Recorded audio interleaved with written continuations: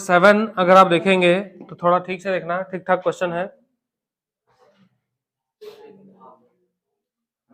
कह रहा है mister A is the owner of the house property in Mumbai completely let out for the residential purpose. Residential हो या कुछ भी हो आपके लिए, रेसिडेंटल हो या कमर्शियल प्रॉपर्टीज आपके लिए किस में टैक्सेबल होगा? हाउस प्रॉपर्टी इनकम के अंदर ही टैक्सेबल होगा। कह रहा है consisting two flat on of different size. एक हाउस प्रॉपर्टी है, इसका साइज अलग अलग है, तो किसी का साइज बड़ा होगा, किसी का साइज छोटा होगा, लेकिन दोनों को किराए पे ही लगाया गया, लगाया दोनों को किराए पे ही है। कह रहा they are let out 5,000 per month and 7,000 per month respectively. मतलब 5,000 पहले वाले हाउस प्रॉपर्टी को 5,000 महीने में किराए पे लगाया गया, और जो दूसरा वाला प्रॉपर्टी उसको 7,000 पर मंथ किराए पे लगाया गया। मतलब कि ये इसका क्या दिया हुआ है? एक्चुअल रेंट है। ये वाला इसका क्या दिया हुआ है? एक्चुअल रेंट दिया हुआ है क्वेश्चन में। तो ये जो पहला वाला हाउस है 5,000 पर मंथ, और जो सेकंड वाला हाउस है उसको 7,000 पर मंथ ये किराए पे लगाया गया। और पूरा साल अभी रहा कि नहीं देखते जाना, पूरा स्टोरी सुनना पहले। कह रहा municipal value of the house is 96,000। Municipal value दिया हुआ है किसका? पूरे हाउस का। फ्लैट नंबर 1 का कि 2 का? 1 का कि 2 का? कुछ बोला? मतलब कि जो म्युनिसिपल वैल्यू 96,000 आप देख रहे हो आपके क्वेश्चन में, ये पूरी प्रॉपर्टी का 96,000 म्युनिसिपल वैल्यूएशन है। तो सबसे पहला प्रॉब्लम आएगा कि जब हम दो प्रॉपर्टी में बांट लिए, प्रॉपर्टी 1 और प्रॉपर्टी 2, तो दोनों का वैल्यूएशन पहले हमको अलग अलग करना होगा। दोनों का ग्रॉस एनुअल वैल्यू, दोनों का एनुअल वैल्यू अलग अलग निकालना पड़ेगा। ध्यान रखिएगा, अगर मेरे पास एक से ज्यादा प्रॉपर्टी है और दोनों का साइज अलग अलग है, तो हम दोनों का वैल्यूएशन अलग अलग करेंगे। दोनों का ग्रॉस एनुअल वैल्यू अलग अलग निकालेंगे, दोनों का एनुअल वैल्यू अलग निकलेगा, दोनों का टैक्सेबल इनकम भी अलग निकलेगा। हाँ, अगर मेरे से पूछा जाए कि मेरा टैक्सेबल इनकम कितना हुआ, तो ऐसे में प्रॉपर्टी 1 का टैक्सेबल वैल्यू, प्रॉपर्टी 2 का टैक्सेबल वैल्यू, दोनों को कैलकुलेट करके लास्ट में हम क्या करेंगे? ऐड कर लेंगे, वही मेरा हाउस प्रॉपर्टी इनकम हुआ।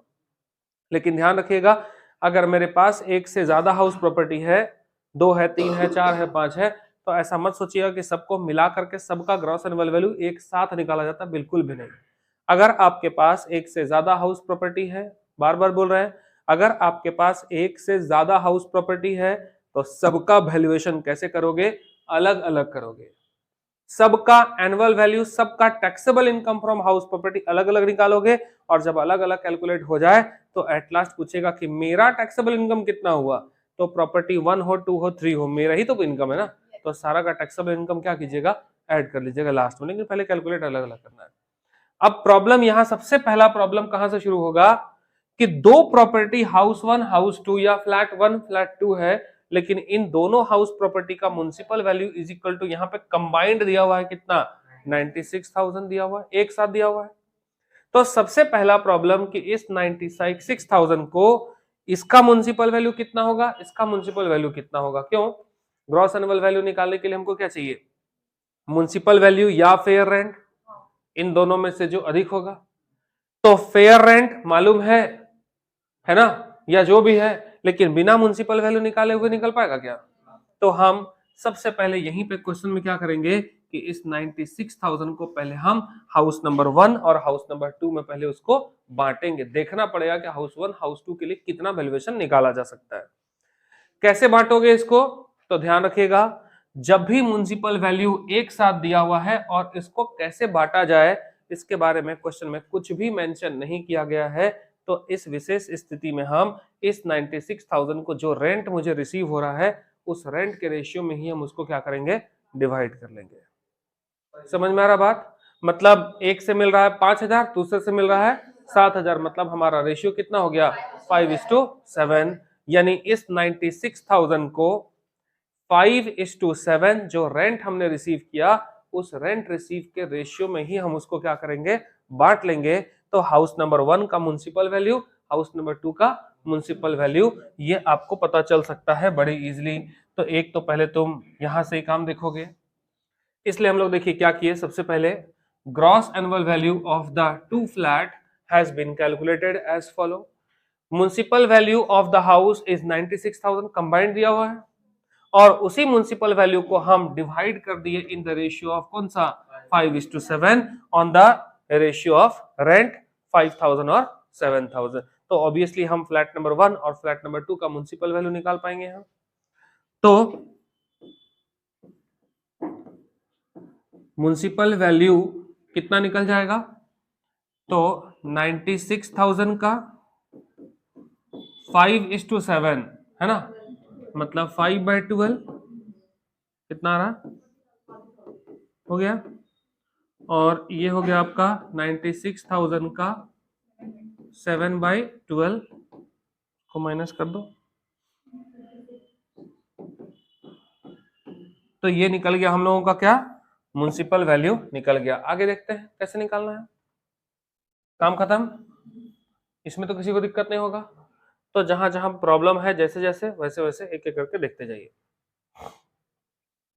The rate of municipal tax is 15% per annum. तो बात है कि ये 15% किसका, बोला municipal tax, the rate of municipal tax at the rate कितना परसेंट, ये 15% किसका 15% निकालोगे? तो ध्यान रखना कि म्युनिसिपल टैक्स ये 15% होगा ऑफ किसका, तो जो म्युनिसिपल वैल्यू होगा ना उसी का 15% लगता है। म्युनिसिपल टैक्स हमेशा कौन सी वैल्यू पे लगेगा, म्युनिसिपल वैल्यू पे लगेगा म्युनिसिपल टैक्स। क्वेश्चन में कहे तब भी, नहीं कहेगा तब भी। यहां सिर्फ आपको बोला कि देखो म्युनिसिपल टैक्स है कितना परसेंट, आपको बोला कि ये 15% किस पे, तो ये 15% किस पे होगा, तो म्युनिसिपल वैल्यू जो निकाले होंगे आप ना दोनों हाउस का, उसी हाउस का कितना परसेंट निकालोगे, 15। यानी 40,000 पहला निकला था उसका 15% निकालोगे, दूसरा 56,000 निकला था उसी का 15% निकालोगे, तो ये म्युनिसिपल टैक्स निकल जाएगा। तो दूसरा जरूरी बात याद रखना है कि म्युनिसिपल टैक्स का अगर रेट लिखा रहे तो म्युनिसिपल टैक्स 10% 12% किसका निकलेगा, तो जो भी उस प्रॉपर्टी का म्युनिसिपल वैल्यू होगा उस म्युनिसिपल वैल्यू पर ही म्युनिसिपल टैक्स कैलकुलेट करते हैं हम। तो ये चीज यहां से कर लोगे आप।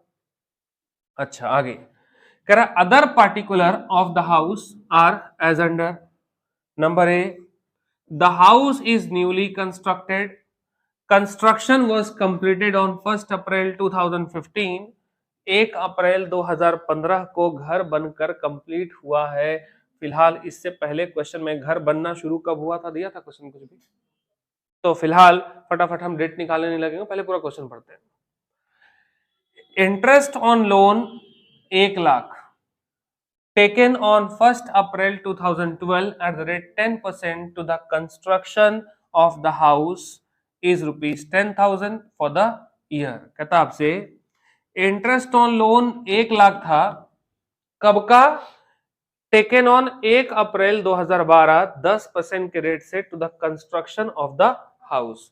मतलब ये जो 1 लाख रुपया देख रहे हो ये क्या दिया हुआ है, जब हम घर बनाना शुरू किए थे उस समय से लेकर जब मेरा घर बनकर कंप्लीट हो गया उस समय तक हम लोन जितना भी लिए थे, लोन का अमाउंट हम लोगों को पता नहीं, लेकिन उस पर इंटरेस्ट, उसका लोन का अमाउंट 1 लाख और उस पर इंटरेस्ट कितना लग रहा था, 10% लग रहा था। मतलब 1 साल में इंटरेस्ट कितना लग रहा होगा, 10,000 लग रहा होगा।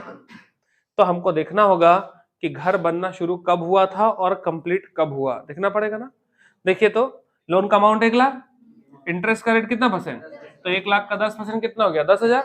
अच्छा 12 में शुरू हुआ था अप्रैल को, तो 12 से 13, 13 से 14, 14 से 15 और 15 में घर बनके कंप्लीट हो गया। हम आपको ये भी बोले देखो कंप्लीट जब तक ईयर नहीं हो जाता तब तक उसको हम काउंट नहीं करेंगे। तो 1 अप्रैल 2012 से 1 अप्रैल 2015 एग्जैक्टली कितना साल हो रहा है, 3 साल पूरा हो रहा है। इसका मतलब कि 1 साल का इंटरेस्ट 10,000, तो 3 साल का इंटरेस्ट कितना हो जाएगा, 30,000। यानी 1/5 इंटरेस्ट ऑन लोन में इतना निकालने कितना मालूम है, 1 लाख का 10% 3 साल के लिए इंटू 3 और उसका कितना निकालोगे 1/5, तो फटाक से निकल गया काम।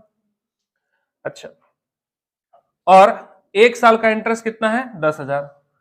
Interest for the preceding 3 years was also paid but not claimed as a deduction. कहता है, अब यहाँ पे ना देख के कंफ्यूज मत होइएगा, बोल रहा है जो 3 साल का इंटरेस्ट था ना वो हमने पे कर दिया मतलब बैंक को पे कर दिया, लेकिन उसका डिडक्शन यानी डिडक्शन अंडर सेक्शन 24 मिलता है, तो उसका डिडक्शन हमने नहीं लिया था। अरे भाई साहब, डिडक्शन अगर हम नहीं लिए थे तब तो हम क्लेम करेंगे अभी, और अगर इसका डिडक्शन हम ऑलरेडी पहले कभी ले चुके होंगे तो हम थोड़ी ना क्लेम कर पाते अभी। तो इसलिए बोल रहा है कि इंटरेस्ट का पैसा हमने बैंक को पे किया था, लेकिन उसका डिडक्शन हमने इनकम टैक्स से नहीं लिया। डिडक्शन नहीं लिया था तभी तो भी क्लेम करेंगे, और ऑलरेडी हम उसका डिडक्शन ले चुके हैं, तो 1/5 कैसे फिर इंटरेस्ट यहाँ पे क्लेम करते हैं? तो इससे कोई मतलब नहीं है, इस लाइन को इग्नोर करिएगा। The second flat was vacant for 3 months during the previous year. 3 महीना जो है सेकेंड वाला फ्लैट खाली ही रह गया, ध्यान देना। अब collection charges claim by him 700, कोई मतलब नहीं है कलेक्शन चार्जेस से। एक्चुअल एक्सपेंसेस 500 हुआ, कोई मतलब नहीं है इन चीजों से, क्योंकि कितना क्लेम किए, कितना खर्चा हुआ, इन चीजों के लिए हमको एक बार 30% डिस्काउंट मिलता है, बाकी और कोई भी डिडक्शन आपको इसमें अलाउ ही नहीं, तो इग्नोर करो। और बोल रहा है compute his income from house property for the assessment year, जो भी हो, ठीक है ना। मतलब इतना कुछ मन में, दिल दिमाग में क्वेश्चन को रखिए। अब देखिए, अब इस क्वेश्चन का जब शुरुआत करोगे तो कहां से होगा, तो म्युनिसिपल वैल्यू तो निकल चुका है। अब फ्लैट नंबर 1 जो है, यहां से हम लोग इसका शुरुआत करते हैं। इसका वैल्यूएशन रखिएगा 40 और 56, है ना। Taxable income from house property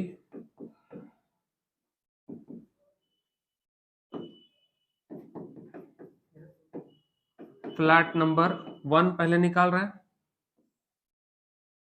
तो सबसे पहले ग्रॉस एनुअल वैल्यू निकालना होगा। कैसे निकालोगे, याद करो, म्युनिसिपल वैल्यू या फेयर रेंट होगा ना। तो म्युनिसिपल वैल्यू और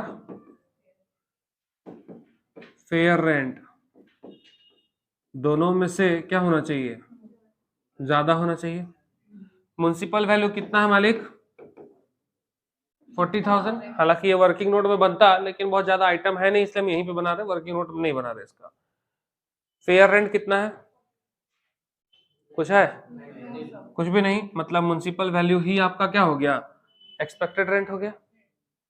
अब एक्सपेक्टेड रेंट है ना, यानी यही आपका क्या हो गया, expected rent is equal to 40,000, क्योंकि और आपके पास कुछ है ही नहीं, कोई इंफॉर्मेशन नहीं है, तो एक्सपेक्टेड रेंट हो गया। अब इसको कंपेयर किससे करते थे, एक्चुअल रेंट। 5,000 पर मंथ किराए पे था, क्या ये वाला मकान वैकेंट रहा था क्या पूरा साल, तो इंटू 12 कितना हो गया, ठीक है। अब 1 और 2 यानी ग्रॉस एनुअल वैल्यू 1 और 2, इन दोनों में से जो क्या होना चाहिए, ज्यादा होना चाहिए, क्योंकि इसमें स्टैंडर्ड रेंट तो दिया हुआ है नहीं, तो दोनों में से जो ज्यादा होगा, मतलब कि gross annual value is equal to, directly हम लिख सकते हैं कितना, 60,000 हो गया gross annual value. Gross annual value में से हम लेस करते हैं म्युनिसिपल टैक्स। म्युनिसिपल टैक्स आपसे कहा गया था कि 15% होगा, और 15% किसका होगा बोला नहीं था, तो हम आपको बोले कि देखो, अगर क्वेश्चन कहे या ना कहे, म्युनिसिपल टैक्स 15% कौन सी वैल्यू पे चार्ज करोगे, म्युनिसिपल वैल्यू पे चार्ज करोगे। तो इसका म्युनिसिपल वैल्यू कितना था, तो 40,000। गलती से आप ना इस 60,000 का 15% मत निकाल देना, क्योंकि 60,000 आपका म्युनिसिपल वैल्यू नहीं, ये कौन सा है, ग्रॉस एनुअल वैल्यू है। तो 40,000 का 15%, तो 6,000 रुपए आपका निकल गया, ये हो गया म्युनिसिपल टैक्स। इसमें हम माइनस करते थे और क्या, अनरियलाइज रेंट है ही नहीं, तो डायरेक्टली हम इसको इससे क्या कर लेंगे, अब माइनस करोगे तो ये हो जाएगा आपका 54,000। क्या कहोगे इसको, एनुअल वैल्यू, और इस एनुअल वैल्यू में से हम लेस करते हैं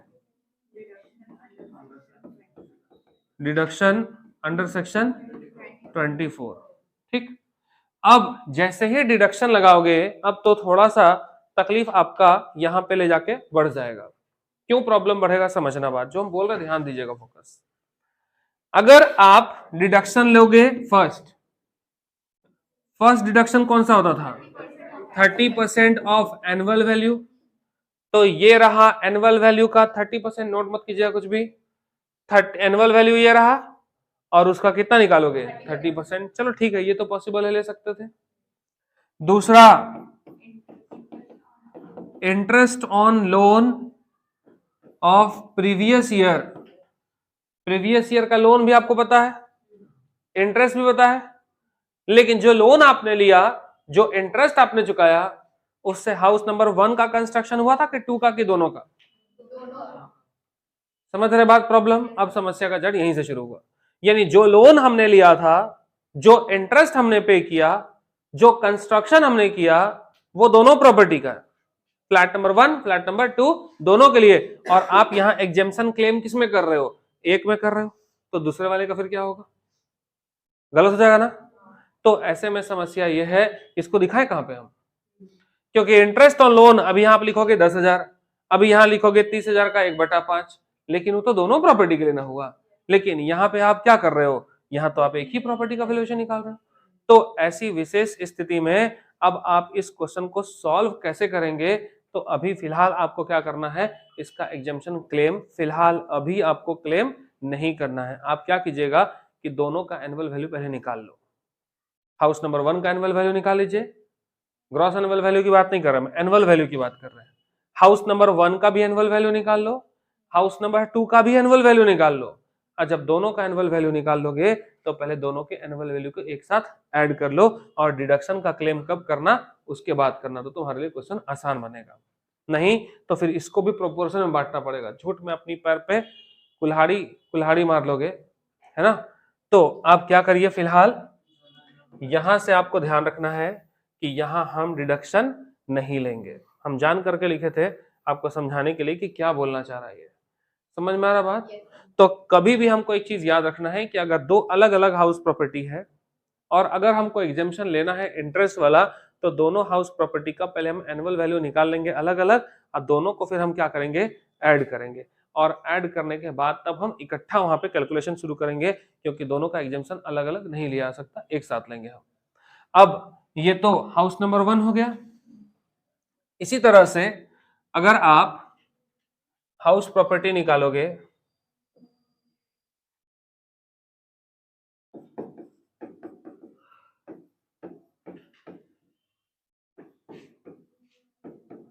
हाउस प्रॉपर्टी ऑफ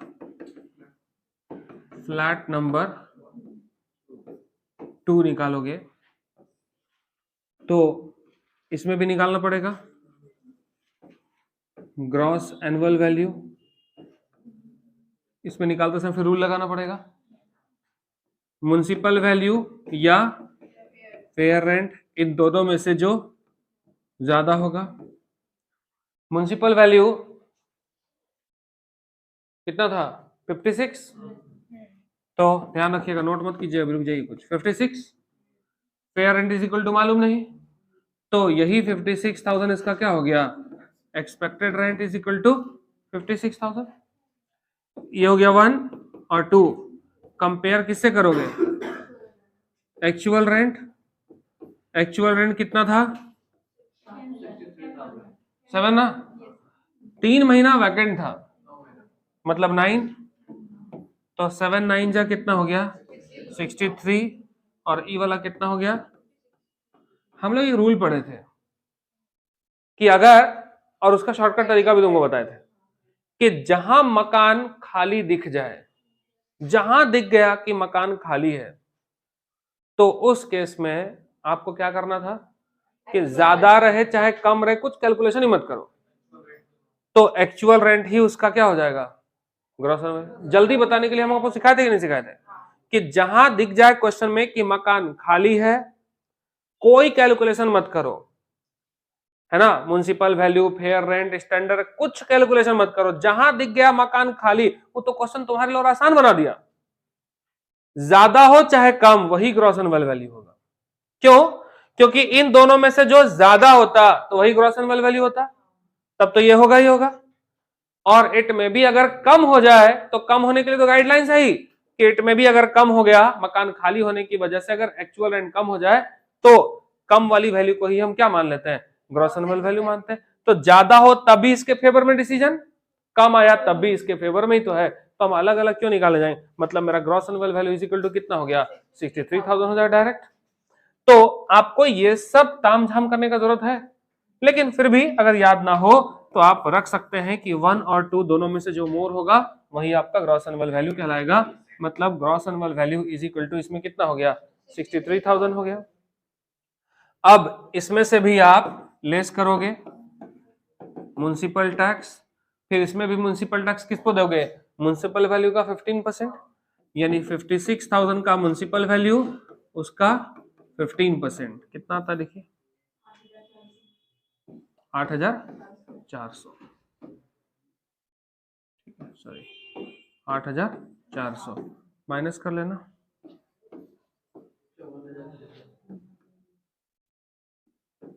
54,600। यानी फर्स्ट वाले हाउस का म्युनिसिपल वैल्यू 54,000 और सेकंड वाले घर का म्युनिसिपल वैल्यू कितना हो गया, 54,600। तो दोनों को ऐड कर लेंगे, यानी अब हम यहां निकालेंगे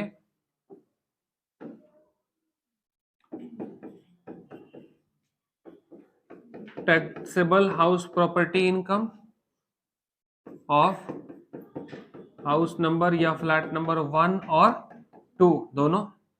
तो अब हम यहां लिखेंगे direct annual value house number 1 और हाउस नंबर 2। हाउस नंबर 1 का वैल्यू कितना था, 54,000 और 2 का वैल्यू था, हो गया कितना हो गया, 1,08,600, खत्म हो गया। अब यहां पर आप दोगे डिडक्शन जो आप जानते हैं, deduction under section 24 first 30% of annual value, ये 108,600 इस पर फ्लैट 30% का डिडक्शन मिल जाएगा, 32,580 रुपए का ये डिडक्शन मिल गया। इसके बाद दूसरा interest on loan for previous year. Previous year में लोन पर इंटरेस्ट, लोन 1 लाख का था, उसका 10% इंटरेस्ट था, तो 1 लाख का 10%, 10% मतलब ये हो गया आपका 10,000। और तीसरा एग्जाम्पशन लेते थे हम 1/5 interest on loan prior to construction, तो लोन का अमाउंट 1 लाख, ठीक है, उसका इंटरेस्ट कितना 10%, और 3 साल कंस्ट्रक्शन के लिए लग गया, तो 3 साल मतलब 30,000, और डिवाइडेड बाई कितना होगा 1/5, क्योंकि 5 इक्वल इंस्टॉलमेंट में हम डिवाइड करते हैं, उतना ही एग्जाम्पशन का रूल है, तो कितना आ गया 6,000। अब जाकर हम सबको क्या करेंगे, माइनस करेंगे, यानी 1,08,600 में से इन सबको माइनस कर दिए, तो जो वैल्यू निकलेगा taxable income from house property, जो वैल्यू आएगा यही आपका आंसर निकलेगा।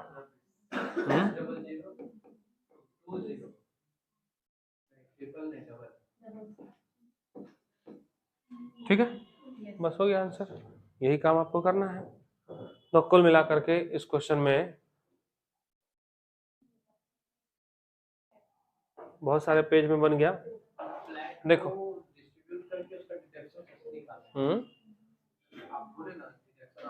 मत करना, बहुत प्रॉब्लम हो जाएगा, क्योंकि किस पेज पे बांटेंगे, बांटने का तो कोई मेरे पास जुगाड़ नहीं है। तो फिर कितना बांटेंगे? और जरूरी नहीं ना कि फ्लैट का रेशियो बांटेंगे हम, क्योंकि ऐसा कोई रूल्स, ऐसा कोई गाइडलाइंस नहीं होता कि हम टैक्स को, इंटरेस्ट को कौन से रेशियो में बांटेंगे। क्योंकि हम जो रेशियो 7:5, 5:7 में क्यों बांटे? क्योंकि एक्चुअल में जो रेंट है ना, उसको हम एरिया ऑक्युपाइड रेशियो मान लिए कि जो जिस रेशियो में भाड़ा देता है उस रेशियो में उसका एरिया कवर करता है, इस वजह से हम उसको ऐसे बांट दिए, क्योंकि मेरे पास कोई ऑप्शन ही नहीं था सॉल्व करने का। ठीक है, तो इस वाले क्वेश्चन में आपको क्या सीखने के लिए मिला? देखो, हम अगर चाहें तो दोनों को अलग अलग बना के लास्ट में ऐड कर सकते, लेकिन प्रॉब्लम जानते हो कहां फंस गए? सिर्फ इंटरेस्ट निकालने में। अगर आप चाहें तो इंटरेस्ट का जो अमाउंट था, 10,000 का इंटरेस्ट था ना, तो 10,000 को भी क्या करते आप? 5:7 में बांट लेते, एग्जेम्पशन करते, 1/5 इंटरेस्ट ऑन लोन निकाल लेते तो 6,000 आता। अब फिर 6,000 को भी क्या कर लेते आप? 5:7 में बांट लेते। समझ रहे हो बात? लेकिन हम लोग इन प्रॉब्लम से बचने, 5:7 में क्यों बांटा गया? कोई और रेशियो क्यों नहीं? 5:7 का मतलब कि एक्चुअल में ये क्या था ना, इसका एरिया स्पेस ऑक्युपाइड दिखा रहा था कि किसने कितना एरिया लिया है। जैसे अगर इस कमरे का किराया 5,000 है और किसी दूसरे कमरे का किराया कितना है? 7,000 है, तो ऑब्वियसली मेरा कमरा क्या होगा? छोटा होगा, उसका बड़ा होगा, तभी तो किराया ज्यादा है ना। तो एक्चुअल में हम रेंट का अमाउंट में नहीं बांटे, हम लोग रेंट का अमाउंट इसलिए लिए ताकि वो एक्चुअल में उस बिल्डिंग का एरिया दिखा रहा है, जो जितना एरिया कवर कर रहा है उसके अकॉर्डिंग। अब सोचो कि इस तरह का क्वेश्चन कभी भी आए, अगर हम इस तरह से बनाते, सपोज करो ऐसे, हाँ ऐसे बनाते, यहां लिखते हम gross annual value, house number 1, house number 2 का ग्रॉस एनुअल वैल्यू, इसमें से हम लेस करते म्युनिसिपल टैक्स, माइनस करते, तो मेरा क्या निकलता? Annual value. ऐसे निकाल लेते एनुअल वैल्यू। अब इसमें से हम लेस करते डिडक्शन अंडर सेक्शन 24, तो 30% ऑफ एनुअल वैल्यू, तो ये रहा एनुअल वैल्यू, इसका 30% निकालते, ये रहा एनुअल वैल्यू, इसका 30% निकालते। आप ऐसे भी बना सकते थे। इसके बाद दूसरा डिडक्शन कौन सा मिलता था? इंटरेस्ट ऑन लोन, कौन से ईयर का? तो एक साल का इंटरेस्ट कितना था? 10,000। तो आपको इस 10,000 को भी क्या करना पड़ता? 5:7 में बांटना पड़ता है ना। तो इस 10,000 को 5:7 के रेशियो में बांटते, फिर यहां उसको लिख के माइनस करते। फिर तीसरा क्या निकालते? 1/5 interest on loan prior to construction. तो फिर इसमें क्या करते? 1,00,000 उसका 10% इंटू 3 साल इंटू 1/5, तो अमाउंट कितना आता? 6,000। और फिर आप उसको किस में बांटते? 5:7 के रेशियो बांटते, फिर आप उसको यहां लिख लेते। तो इस तरह से क्वेश्चन आता। तो आप इसी क्वेश्चन को, सेम इस क्वेश्चन को क्या कर सकते थे? ऐसे भी बनाते, लेकिन इसके लिए क्या होता? देखो, ग्रॉस एनुअल वैल्यू निकला, तो इसका पहले आपको नोट बनाना पड़ता। म्युनिसिपल टैक्स यहां कैसे दिखाओगे? क्योंकि दो प्रॉपर्टी है, दोनों का म्युनिसिपल वैल्यू अलग अलग, दोनों का टैक्स यहां पे निकालना पॉसिबल नहीं है। तो फिर क्या करना पड़ता? इसके लिए आपको अलग से नोट 2 बनाना पड़ता। इसका नोट 1 होता, इसका नोट 2 अलग होता। फिर 30% फिर निकालते तो उसका नोट अलग बनाना पड़ता। तो आप ऐसे भी बना सकते हो। हम ये नहीं बोल रहे हैं कि आपको ये गलत है कि सही, आपको जो समझ में आता है आप दोनों में से कोई भी मेथड एडॉप्ट कीजिए, बनाइए, दोनों में से बनेगा। ठीक है, और जब दोनों का वैल्यू अलग अलग आ जाएगा तो टैक्सेबल इनकम कितना होगा? तो इन दोनों की वैल्यू को क्या कीजिएगा? ऐड कर लीजिएगा, तो वही आपका हाउस प्रॉपर्टी इनकम निकल जाएगा। भले ही हम क्वेश्चन में आगे बढ़ रहे हैं, लेकिन क्वेश्चन में एक देखिएगा तो हम पीछे ही चल रहे हैं, क्योंकि क्वेश्चन बहुत आसान बनेगा। बोला compute the taxable income from house property from the following particular. अब फेयर मार्केट रेंट दिया हुआ, मतलब फेयर वैल्यू, एक्चुअल रेंट दिया हुआ है, म्युनिसिपल वैल्यूएशन दिया हुआ है, और स्टैंडर्ड रेंट भी दिया हुआ है। ठीक, अब स्टैंडर्ड रेंट है मतलब कि ये रेंट कंट्रोल एक्ट में कवर्ड है, लिख रहा है। तो कवर्ड के लिए हम लोग रूल क्या पढ़े थे? म्युनिसिपल वैल्यू या फेयर रेंट, इन दोनों में से जो क्या होगा? ज्यादा होगा। तो म्युनिसिपल वैल्यू या fair rent, sorry municipal value या फेयर रेंट, इन दोनों में से जो ज्यादा होगा कौन सा वाला है? तो ये 80,000। इसको कंपेयर किससे करोगे? स्टैंडर्ड रेंट से। स्टैंडर्ड रेंट कितना देखिए? 60,000। अब हम लोग पढ़े थे इन दोनों में से जो कम होगा उसको हम बोलेंगे एक्सपेक्टेड रेंट, तो हो गया 60,000 एक्सपेक्टेड रेंट। अब 1 हो गया, और 2 उसको कंपेयर किससे करोगे, एक्चुअल रेंट, तो एक्चुअल रेंट आपका ये रहा 72,000, और इन दोनों में से क्या होना चाहिए, ज्यादा होना चाहिए, तो कितना हो गया, मतलब मेरा निकल गया एनुअल वैल्यू। अब इसमें से म्युनिसिपल टैक्स माइनस कर दोगे और इंटरेस्ट का पैसा माइनस कर देना, तो ये निकल गया आपका ग्रॉस एनुअल वैल्यू। तो ग्रॉस एनुअल वैल्यू में से हम म्युनिसिपल टैक्स माइनस करते हैं, तो म्युनिसिपल टैक्स माइनस करेंगे तो एनुअल वैल्यू निकल जाएगा, और जैसे ही एनुअल वैल्यू निकल जाए तो एनुअल वैल्यू निकलने के बाद आप डिडक्शन लिखोगे 30%, तो 30% तो ऑटोमेटिक आएगा ही आएगा, और ये इंटरेस्ट पेड भी क्या करोगे, माइनस। क्या इसमें 1/5 इंटरेस्ट होगा, तो 1/5 इंटरेस्ट ऑन लोन नहीं होगा, क्योंकि उसका एग्जम्पशन ऑलरेडी पहले लिया गया होगा, हमको क्या पता उससे। हमको जो इंटरेस्ट दिया है ये कौन से ईयर का है, ये सिर्फ प्रीवियस ईयर वाला है, तो इसमें डिडक्शन को मिलेगा 30%, और एक तो डिडक्शन मिलेगा इंटरेस्ट कौन से ईयर का, प्रीवियस ईयर का, बस खत्म हो गया। इसको भी मालिक बनाइएगा। अच्छा, बड़ा क्वेश्चन है ही नहीं, छोटा छोटा क्वेश्चन है। देखो,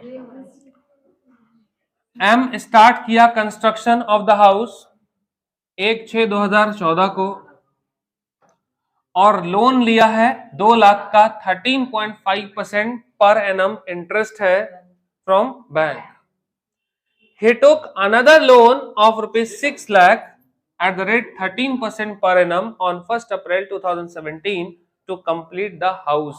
मतलब लोन बेचारा लिया, और लोन कितनी बार लिया, 2 बार, यानी एक कमरे को कंप्लीट करने के लिए डबल 2 टाइम्स वो लोन ले लिया, कोई बात नहीं। The construction was completed on 30/11/2017 and was self-occupied from 1st January 2017। और 2017 से वो क्या किया, उस प्रॉपर्टी को खुद रहना शुरू किया कि उसको किराए पे लगा दिया, ठीक है। पूरा compute his income from the house property for the assessment year 22-23। देखिए, अगर किसी भी हाउस प्रॉपर्टी का इस्तेमाल अगर खुद के रहने के लिए हो रहा है, तो ऐसे में उसका ग्रॉस एनुअल वैल्यू रट्टा मार के रखिएगा, है ना। किसी भी हाउस प्रॉपर्टी का इस्तेमाल क्यों हो रहा है, सेल्फ ऑक्यूपाइड के लिए हो रहा है, तो ऐसे में उसका gross annual value is equal to कितना हो जाएगा, नील। तो gross annual value is equal to nil हो जाएगा। अब जब annual value, gross annual value 0 हो गया, तो इसी में आप अब ध्यान रखना, यहां पे आप क्या पे करोगे, म्युनिसिपल टैक्स पे करोगे। और जब म्युनिसिपल टैक्स पे करोगे और अमाउंट दिया हुआ है, क्या इसमें क्वेश्चन में म्युनिसिपल टैक्स का अमाउंट है, नहीं। अगर इट में भी अमाउंट दिया हुआ होता 200, 110, 20 कुछ भी होता, तो फिगर किस में आ जाता, माइनस में आ जाता। लेकिन फिलहाल इसमें म्युनिसिपल टैक्स नहीं है, अनरियलाइज रेंट भी नहीं है, कुछ भी नहीं है, तो इस केस में मेरा annual value is equal to भी क्या हो गया, नील, यानी 0। अब इसमें 30% अगर आप डिडक्शन दोगे अंडर सेक्शन 24, तो 30% ऑफ किसका, एनुअल वैल्यू, और जब एनुअल वैल्यू ही 0 है तो उसका 30% एग्जेम्पशन भी क्या होगा, 0 हो जाएगा। तो इसको भी आप नील करोगे। इसके बाद सेकंड नंबर अब यहां से काम आएगा, इंटरेस्ट ऑन लोन और 1/5 इंटरेस्ट ऑन लोन, इसका काम आएगा। इसको क्या करना, सुनो, इंटरेस्ट ऑन लोन ये तो डिपेंड लोन पे ना करता है, तो लोन लिए होंगे, और 1/5 इंटरेस्ट ऑन लोन ये भी डिपेंड किसके ऊपर करता है, लोन पे करता है। तो इंटरेस्ट ऑन लोन निकालोगे प्रीवियस ईयर वाला, और यहां अमाउंट लिखोगे, ये रुपीज में होगा। कैसे निकालना वो आप जानते हैं, इसका सारा रूल हम आपको समझा चुके हैं। इंटरेस्ट ऑन लोन का 1/5 निकालोगे, ये भी अमाउंट पे डिपेंड होता है, लोन अमाउंट पर, तो ये भी होगा, इसको भी निकालिएगा। और फाइनली जो आंसर आएगा वो प्लस में आएगा कि माइनस में आएगा, माइनस में आएगा। तो ये हाउस प्रॉपर्टी का इनकम नहीं होगा, ये क्या निकल जाएगा, ये साफ साफ लिखोगे लॉस ऑन हाउस प्रॉपर्टी, तो ये लॉस हो गया मेरा।